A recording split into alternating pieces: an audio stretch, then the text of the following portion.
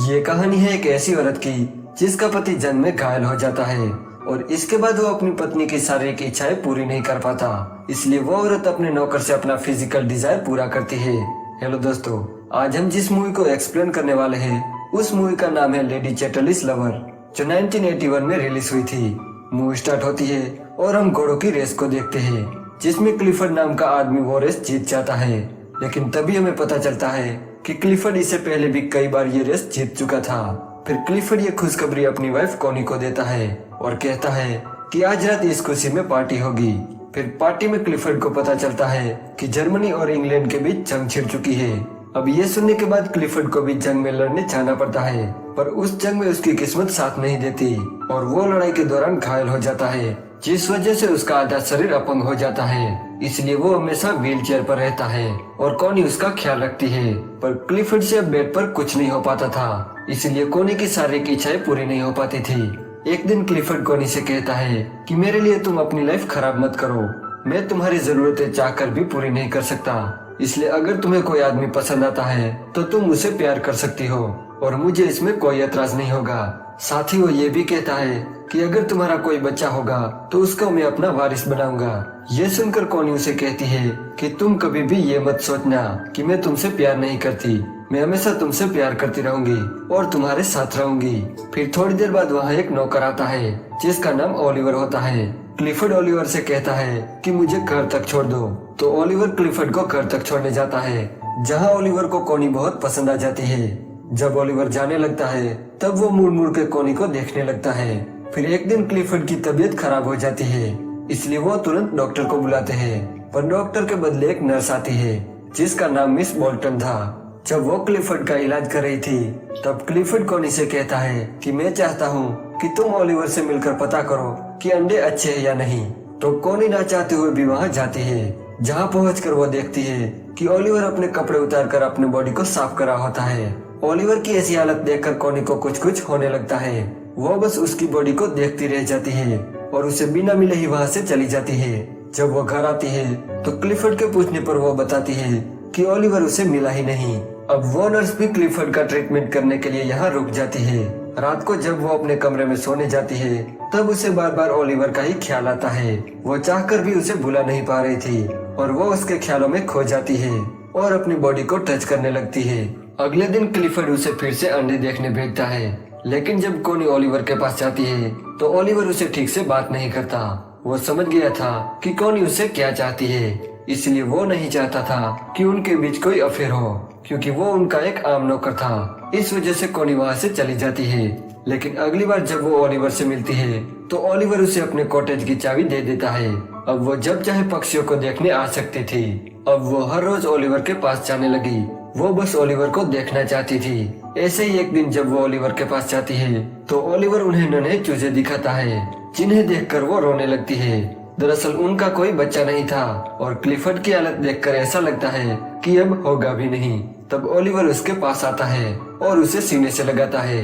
यहाँ वो दोनों काफी करीब आ जाते हैं और दोनों प्यार करते हैं। लेकिन इसके बाद कॉनी को काफी गिल्टी फील होता है और वो वहाँ से भागने लगती है। उसे आता देख मिस बोल्टन भी देख लेती है। इसके बाद वो कई दिनों तक ओलिवर से नहीं मिलती।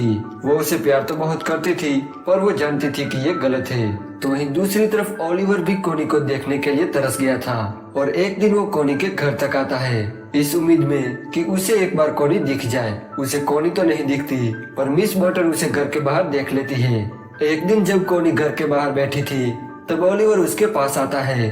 वो उसे कहता है कि क्या हमने कुछ गलत किया है। इस पर कॉनी उसे कहती है कि नहीं। फिर वो उसे जंगल में ले जाता है, जहाँ दूसरी बार वो दोनों प्यार करते हैं। एक दिन ओलिवर क्लिफर्ड के घर आता है, जहाँ कॉनी उसे कहती है कि तुम यहाँ क्या कर रहे हो। तभी वहाँ क्लिफर्ड आता है। वो ओलिवर से पूछता है कि क्या हुआ, तो ओलिवर कहता है कि मैंने 2 शिकारियों को पकड़ा है जो अवैध शिकार कर रहे थे। पर यहाँ क्लिफर्ड को कॉनी और ओलिवर पर शक हो जाता है।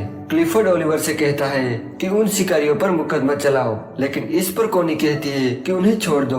क्लिफर्ड कहता है कि मैं एक शर्त पर उन्हें छोड़ सकता हूँ, अगर ओलिवर उन दोनों को पीटे तो, वरना ओलिवर को अपनी नौकरी से हाथ धोना पड़ेगा।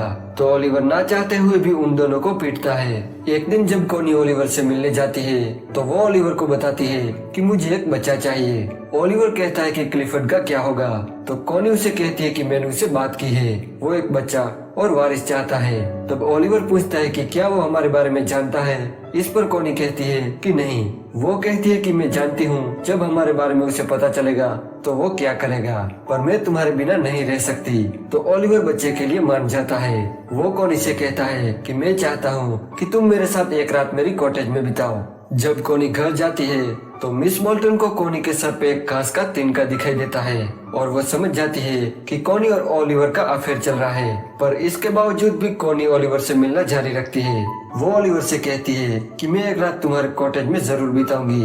वो कहती है कि मैं तुम्हारी पत्नी बनने के लिए तैयार हूँ, पर मैं क्लिफर्ड को छोड़ नहीं सकती, उसे मेरी जरूरत है। वो ये भी कहती है कि वो जानता है कि मुझे किसी की जरूरत है। ओलिवर कहता है कि तुम अगर उसे मेरे बारे में बताओगी तो तुम उसे हमेशा के लिए खो दोगी। वो कहता है कि मैं एक नौकर हूँ और वो कभी नहीं चाहेगा कि एक नौकर का बच्चा उनका वारिस बने। जब कॉनी वापस आती है तब शाम ढल जाती है। क्लिफर्ड उसे वापस आते देख लेता है। तब कॉनी कहती है कि तुम यहाँ क्या कर रहे हो, तो वो कहता है कि मैं सनसेट देख रहा हूँ। पर असल में वो जानता था कि कॉनी और ओलिवर के बीच अफेयर चल रहा है, इसलिए वो उनकी इंसल्ट करने ओलिवर के पास जाता है। पर ओलिवर अपने घर ना होकर क्लिफर्ड के घर के पास होता है। वो कॉनी से कहता है कि आज रात तुम मेरे साथ बिताओगी। तो वहीं दूसरी तरफ क्लिफर्ड जानबूझकर अपना ट्रिपल सीटर कीचड़ में फंसा देता है और फिर कॉनी को आवाज लगाता है। वो कॉनी से कहता है कि तुम धक्का लगाओ। इस तरह से वो कॉनी पर कीचड़ उछलता है और इसके बाद वो ओलिवर को आवाज लगाता है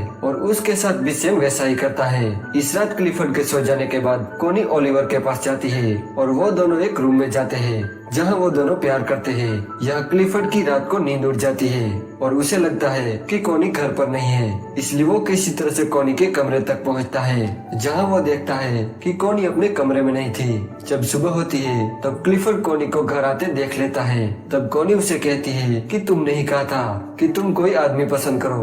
क्लिफर्ड कहता है कि हाँ, पर मैंने ये नहीं कहा था कि तुम एक नौकर ओलिवर से रिश्ता बनाओ। सोचो अगर तुम प्रेग्नेंट हो गई तो। अब इसके बाद क्लिफर्ड कॉनी को वेनिस भेज देता है और ओलिवर को काम से निकाल देता है। जब वेनिस में कॉनी अपनी सिस्टर के साथ होती है तब उसे पता चलता है कि वो प्रेग्नेंट है, तो वो फिर से क्लिफर्ड के पास आ जाती है, जहाँ उसे पता चलता है कि क्लिफर्ड ने ओलिवर को काम से निकाल दिया।